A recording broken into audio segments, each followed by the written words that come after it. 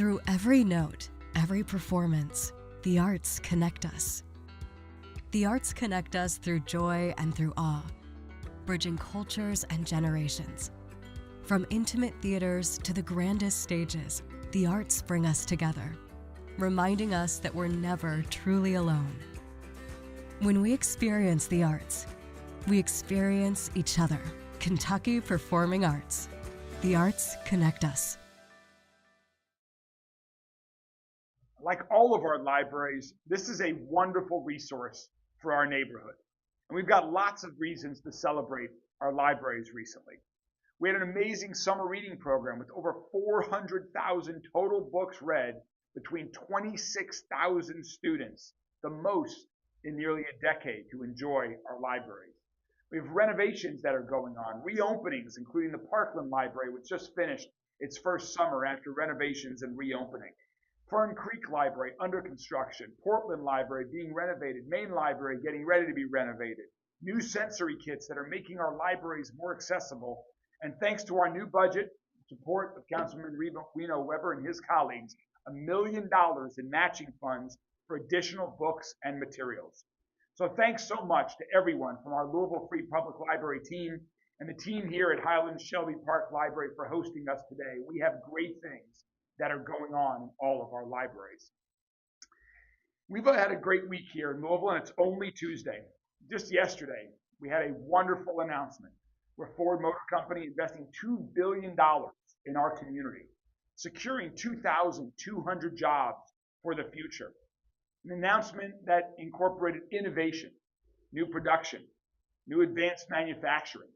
I want to give a giant thanks to everyone who took part in helping make this happen. Thanks to LEDA, the Louisville Economic Development Alliance, and its CEO, Trevor Paul, Jeff O'Brien, and our economic development team, to Governor Beshear and everyone with the Commonwealth of Kentucky who worked so hard to truly make Louisville the center of the universe when it comes to EV car production.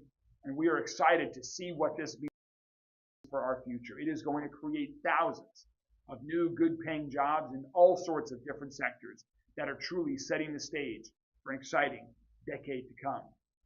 I also want to start by giving a thanks to all of our first responders, to our community members, and all the officers who promptly responded after two horrible crimes end of last week. One, a shooting that occurred at a bus stop on the first day of school.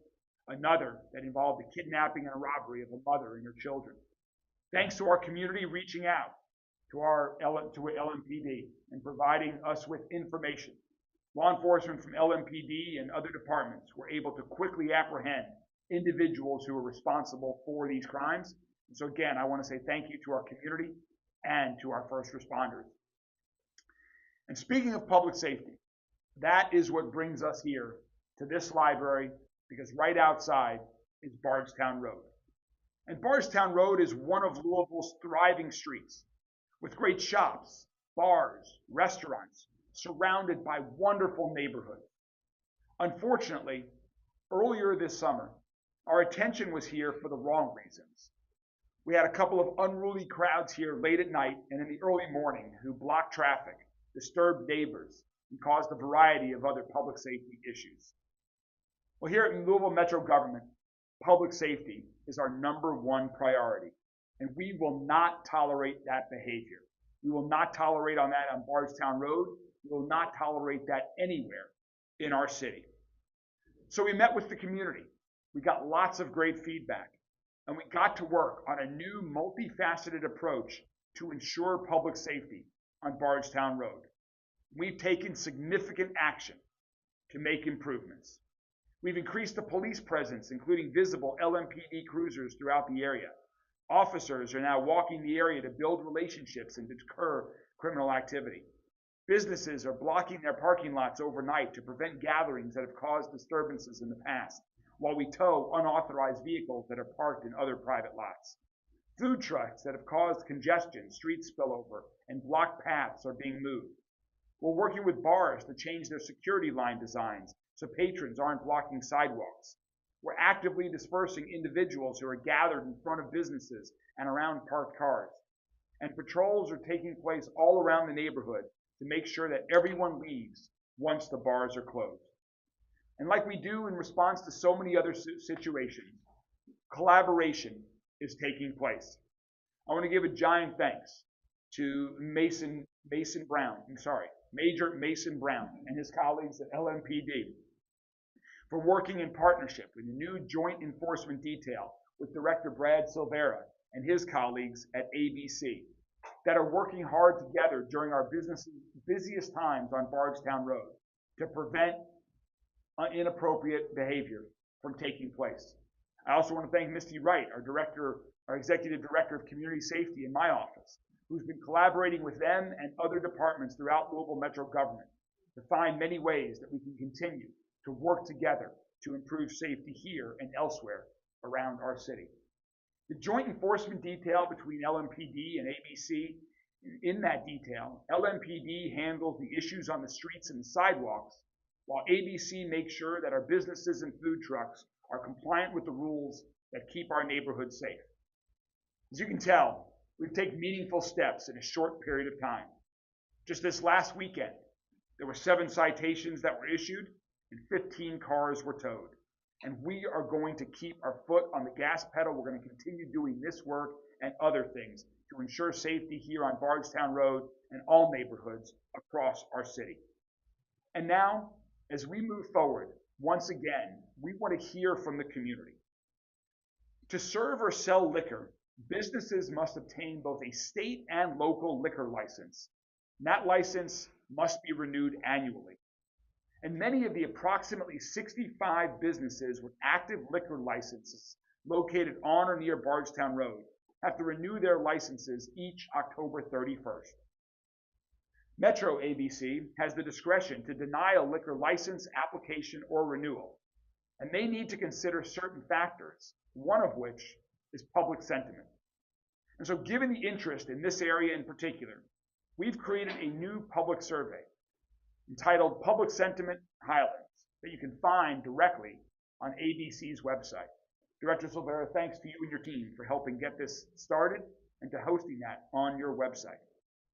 And to be very clear, Metro ABC cannot deny a liquor license just because someone in the community protests it.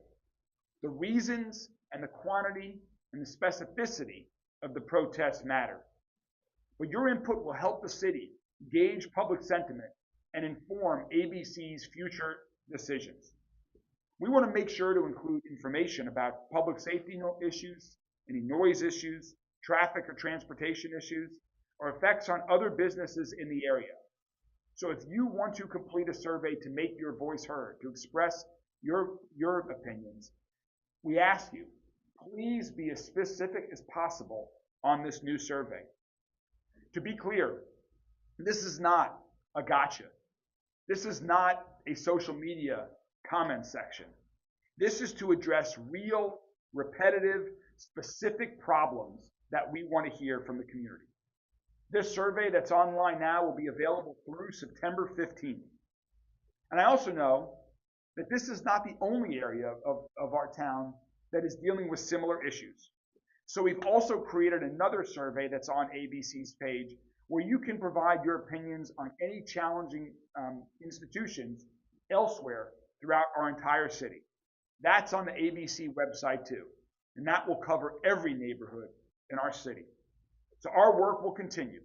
We'll keep exploring legislative options at the state and local level, and we'll keep working hard. Our teams at LMPD, ABC, and my office, working in partnership with Metro Councilman Ben Reno Weber and others, we will continue to make sure that Bardstown Road is safe and that every neighborhood in our community is safe.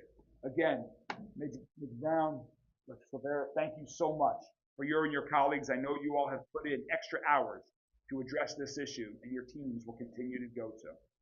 And in terms of collaborating, we have had no better partner on this work than Councilman Ben Reno Weber, who is taking a very active role in working with Louisville Metro government departments, with his constituents, with business owners up and down Bardstown Road. So now I'd like to welcome Councilman Reno Weber to share a few words about his work and how we're working together moving forward. Councilman? Thanks, Mr. Mayor. Appreciate so much all the work that you're doing in this initiative. I want to first give recognition to the community members and community groups who have been raising their voices and taking leadership roles in these issues for years now. Particular shout out to the Friends of Bardstown Road, to the Highland Commerce Guild, and to all the neighborhood associations all up and down Bardstown Road who have been saying, we have had enough. We cannot let nighttime Bardstown Road hold daytime Bardstown Road hostage, to quote Ben Botkins.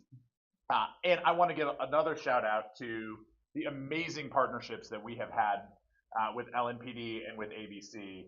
You guys have been incredibly proactive in translating those voices which have been raised for some time into real and concrete actions. I firmly believe that it is only through engaging community proactively that we actually get to solutions that work for everybody. And this is a collaboration. I want to be super clear that my number one priority is having a vibrant, safe, and welcoming Bardstown Road. And we want people to come here, and we want to be sure that when they are here, they behave in a way that promotes our community, not destroys it. So I also want to recognize all of the business leaders, all up and down the district, who have been very willing to come to the table and talk about the issues of noise, the issues of vagrancy, of public drinking, that they see, and be very proactive in their willingness to cooperate around that. We also know that public safety is a public health issue, and that the most important interventions that we can do are upstream. Yes, we can ask LNPD to respond to a fight or an issue or a surge in activity that we don't want, but that's not really the point. The point is that people shouldn't feel the need to do that, and that's why I'm so grateful for our continued investments in housing, in economic development. When you listen to Chief Humphrey say if he could wave a magic wand, what he would do, it would be $1 billion in investment in economic development, so that the folks that he sees at the end of the line are not there because at the top they have hope and opportunity. So I just want to always bring it back to that. In this moment, I'm so excited about this new vector for bringing information in a way that can be actionable by ABC. So thank you all so much for your innovation. Thank you all for your continued partnership on this and so many other things. And we're grateful for the community for responding to this and letting us know, because in the past when we've had this information, we've been pretty successful at addressing hotspots, letting us know where we need to be focused. Thank you. Thank you very much, Councilman Reno-Weber. We also want to introduce next a member of this community, someone who has owned multiple businesses along Bardstown Road, someone who has been a great voice of improving Bardstown Road and working collaboratively with the city, with the private sector, whether it's improving our road, improving the tree canopy, improving the parks, or improving the business conditions here, improving the life for residents. Is a great colleague, someone who is working hard every day to improve this entire area. Local business owner, Ben Botkins. And resident. I'm the shorter Ben, which is rare.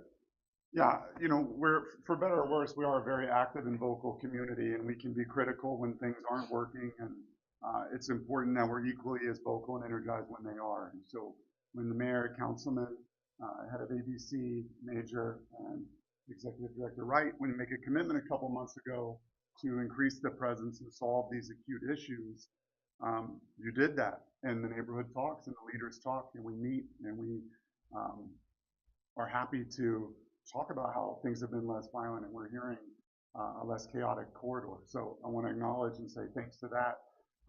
Wise Louisvillian said public safety is what makes everything possible, and that's absolutely, those few words are exactly what we've needed to hear for a long time, and we can build off of that. And the cornerstone of that is clearly the 5th Division, and I want to do a better job of making sure that you feel appreciated and wanted and needed in this community. If public safety is the foundation, the police is the cornerstone to help make that happen. So your presence and enforcement is critical and a part of making this all work. So I'm also want to say that I'm very grateful for the ambassador program. I don't know that the streets have ever been cleaner. That uniform presence is something that we all talk about and makes the corridor feel more professional, put together, and that's a big win, and I hope that's something we can continue to have in years to come. And it's my understanding that the ABC is fully staffed for the first time in quite a long time. So I think that's something when we talk about these issues, and again, we want to be critical, we need to celebrate when things are coming together. So I want to acknowledge that. And your leadership has echoed throughout the community, and people believe in what you're doing and that you have the backs of the residents. I want to speak just a little bit to the residential community because that's really where my passion is. 33,000, that's the amount of people who live here. By population, that would be tied, I think a three-way tie for the 7th largest city in the state. So for every one commercial property, there's hundreds of residences.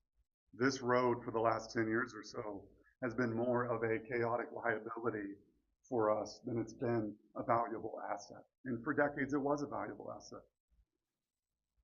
We are organized, we are motivated, we are ready to support. We will plant 400 more trees. We will do more public art. We will increase safety of crosswalks for Bloom Elementary and everyone else. We will fund, we will organize, we will streamline our voices for that. But we have to have, we continue to have a robust public safety thing to build off of. And I trust that we'll continue to have that. It's critical, and I'm going to do everything I can to make sure that you all feel supported. I'm just one person here, as Ben said. There are a dozen organizations, hundreds of stakeholders, hundreds of leaders. I'm here today, but I'm sharing the sentiment of many. I said I had 2 or 3 minutes and getting close here, but I have at least one meeting a day with a stakeholder. It could be anyone from a senior resident, which by and large most of my neighbors are, or young families, or it could be a regional developer. And everyone's ready to help and invest further in this corridor. We just want to continue to see and build off of what the couple months have been. So my promise, my commitment remains that it has been for a quarter of my life, which is I will do everything. I will pull money together. We will make it all happen. Let's follow through. Let's keep building on what we've been working on the last couple of months. And you'll have all the advocacy and support to help me be a tailwind for that. So I appreciate it very much. You're welcome. Thank you so much to both Bens. Really appreciate that. And this starts, as Ben just mentioned, from the community. This is to improve the quality of the neighborhood here for the residents who live here, and the residents from around the city and region, country that enjoy Bardstown Road. And so we really appreciate Ben and all the other community members who have spoken up, who are willing to collaborate with us here. That's what it's all about. It's all about this collaboration to move Louisville forward for an exciting new future, and that's what we're doing every day. So thanks again to you, to your colleagues here. Thanks to folks who continue to reach out when we have challenges in other parts of the community, as I started my comments with this morning. And we are excited about the future of Bardstown Road. We're excited about the future of the Highlands and the future of all of our neighborhoods across the city. And with that, happy to take any questions from members of the media about this or any other topic. Yes? Hey, this is off topic on Okay. the case, but do you have any concerns about the judge's previous decision to grant him shock probation, meaning that he's still being sentenced to more than So the question was about the incident that I mentioned early on, where an individual earlier, or at the end of last week, at knife point and machete point, kidnapped a mother and 2 daughters, took her to a bank, and then robbed a bank, took money, and fled. And again, I want to start by thanking the officers that respond quickly and were able to apprehend this individual shortly thereafter by the end of the day. That was great work from a community providing information and our law enforcement responding to that. This individual was released from jail after about 4 months into a 14-year sentence for another violent crime. That's troubling. That's concerning. And so that is something that, yes, that we are going to continue to look at. We're going to continue to work with members of the judicial branch and the judges on how we can bring transparency to some of that. Are there local or state rules that need to change? When individuals commit violent crimes in this community, there need to be consequences.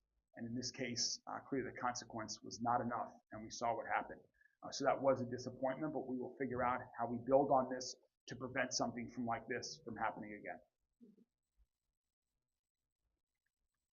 You had mentioned that Ben mentioned that now ABC is fully staffed. How many people is that? You talk about that. Hello, sir. Your question was about the staffing level at ABC. Under our current budget, we're at 12 enforcement investigators. and we have 6 in the licensing staff, not counting my position as the director, and I have a deputy director as well. And so how many cases is each of the inspectors is typically dealing with? It varies so the question again, I'm sorry, I've got to get used to repeating the question. So the question is, how many cases on average do they have? And it varies because they're all assigned by police division. For example, somebody that has a lesser division, we have one of my investigators or detectives is assigned to Homeland Security as a task force officer. So they have some other duties in addition to their ABC duties. So one of the things about ABC, and I think I've talked to a couple people this morning, is I think until we made the arrest on the copper theft situation, I don't think some people understood that we were a functioning police department. We just have a different role, and how we handle things. We're specialized. We handle a lot of I'd say up to 20 different license types, and my detectives are they're very focused, and we can dedicate a lot of resources to one problem and get it solved pretty quick. Brad, how much weight will your office put on this survey in deciding future license? So the question is about how much weight on the survey, and this is the first time that we've taken the initiative to reach out and ask before somebody renews their license, give us the feedback, because if you kind of look back, and I'm not going to mention specific locations or the situations that have happened because I want to stay kind of clear of that, but it's heavy weighted because like one of the Ben said a little bit ago is I give a lot of weight to what the citizens around there think, because honestly they have the right to be secure in their homes. Now I don't want to say that I don't believe that businesses I want them to be so successful they make the most money possible, but not at the expense of the safety of our people.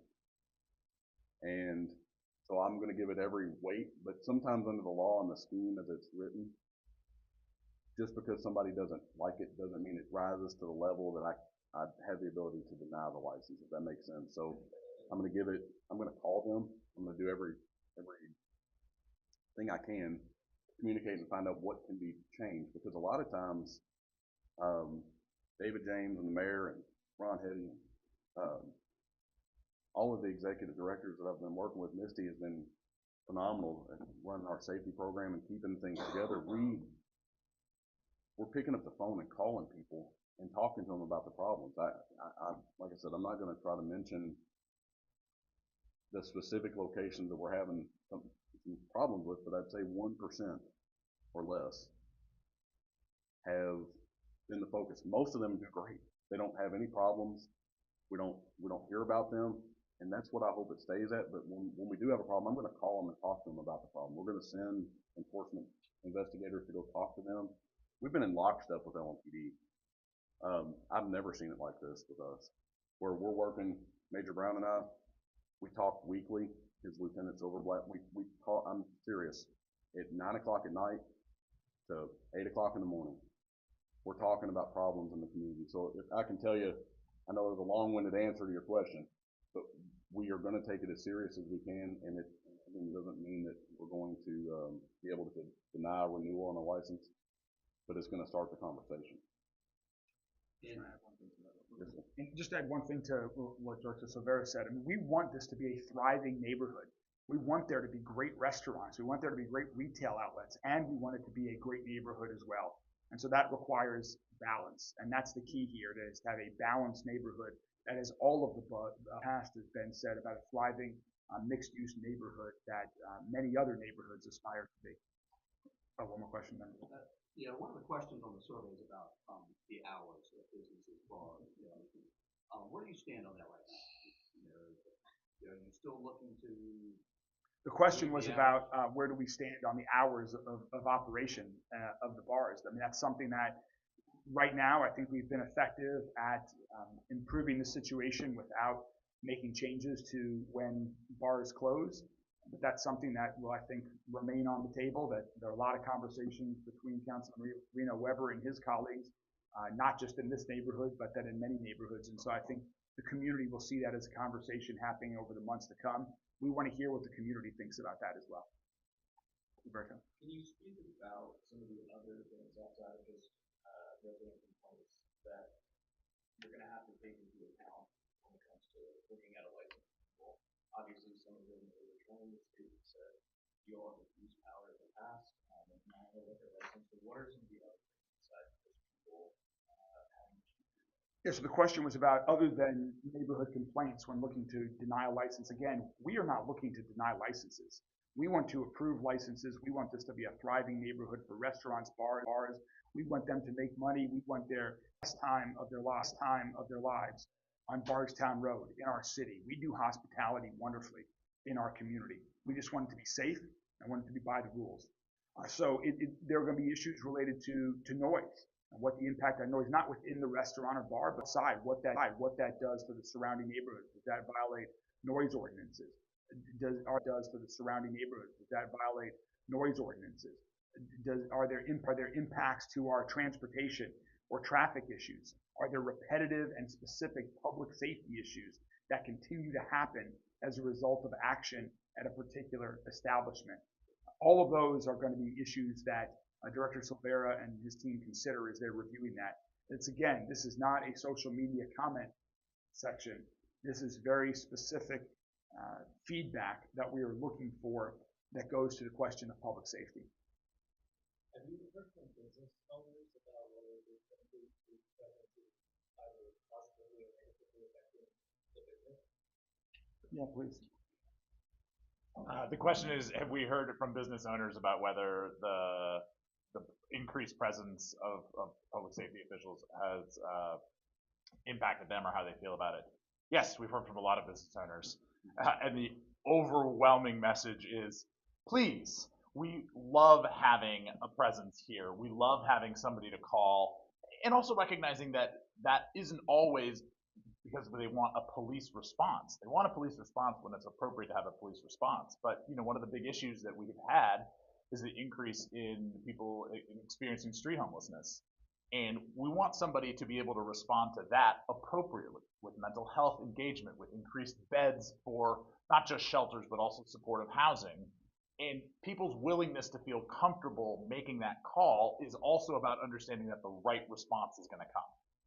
So, one of the things we've talked about is recognizing that the world has shifted and that business owners all along this corridor welcome that uniformed presence. We had a couple of, actually, you might be able to speak to some of the things that you've had talking to people who you felt like were not interested in being part of the solution. You want to speak to that real quick? Or no? I'll speak to this. Okay. No, it's true. I mean, everyone's coming to the table. Neighborhood associations are organizing in ways that they've largely just stayed neutral. Everyone wants to be a part of solving all of these issues and sit down with folks or departments or other orgs that they haven't in the past. In all the years I've been doing this, I've never seen a more motivated, constituent base in all levels, from folks renting apartments to long-term residents, stakeholders, developers, everybody. I will say on the data question that you're asking, I can not speak for all 33,000 people in the neighborhood, but I'm pretty sure I can paraphrase and say that we do not want a single bar open, another one being issued past midnight. We cannot have any more late night bars. We've got all that we can have for eternity, and that's the most demoralizing thing we could have is another late night license. So we are maxed out on that front. What do you anticipate with these changes that people in the community will see? What will happen with them? I think the question was about what do we anticipate seeing. I think thanks to the work of LMPD, ABC, all of this collaboration that you're seeing right now, the neighbors, the business owners that are all working together for the first time in years, I think what you're going to see is a drastically improved Bardstown Road. You're already seeing a cleaner Bardstown Road. That will continue to improve. Our goal is for an even more vibrant Bardstown Road, where all the storefronts are full, where there are thriving businesses, retail outlets, restaurants that people are coming to during the day and at night, and it's all being done safely. That, I think, is our shared vision for this neighborhood and every neighborhood in Louisville. When coming up with this survey, did you look at other cities or neighborhoods that kind of dealt with similar issues based on the results? You want to take that? Okay. So in designing this survey, we looked at the statutory framework that governs the issuance of licenses at the state and local level and looked at the factors that someone can permissibly consider in order to renew or issue a new license. And we incorporated those factors into the survey. We're not aware of another jurisdiction that has done something like this. So we worked together to figure out how this is going to work. And in doing so, we communicated with, a couple of months ago, business owners and community leaders to find out their opinions. And in so doing, learned that we needed to get more opinions from other people. So we are seeking information about both positive and negative about businesses that sell and serve liquor in the area, tagged to those statutory factors that ABC can permissibly consider in deciding whether to issue or renew a license. And we're also trying to get information about congestion of retail and bar and nightclub type of establishments on Bardstown Road, and also opinions on late night service of alcohol. Is this an ongoing survey or is it continuous? How does it work? The survey is going to be ongoing. However, we're encouraging people to fill it out by September 15th in order to allow our ABC director to be able to consider those opinions when considering the renewing licenses that are currently active. I'll just say in conclusion that this is the way we are approaching challenges here at Metro government these days, is when there's an issue that pops up, we listen. We had some great meetings with members of the community, business owners and residents, none of whom were shy, who gave very specific feedback on what the challenges are and what they saw as opportunities for improvement. And our team, working collaboratively with Councilman Reno Weber, his colleagues, folks throughout our administration, we figured out what we needed to do more of and what we needed to do that we had not done before to address the issue, to make improvements. And that's what you see here. You see true collaboration. You see our agencies giving more attention to an area that there was attention for, just clearly not enough. You see us doing new things like a survey, using all the tools that we have available to address a challenge, make improvements to the residents of our community. We're really excited about the future of Bardstown Road. I'm really excited about what's going on all across our city. Thank you guys so much for joining us today, and have a wonderful day and week. Thank you. Healthy Beginnings Connect Us offers resources, classes, and more. Visit us at 1141 South 2nd Street or www.blackbirthjustice.org. If you do nothing else. If you do nothing else. If you do nothing else. If you do nothing else. If you do nothing else. If you do nothing else. If you do nothing else.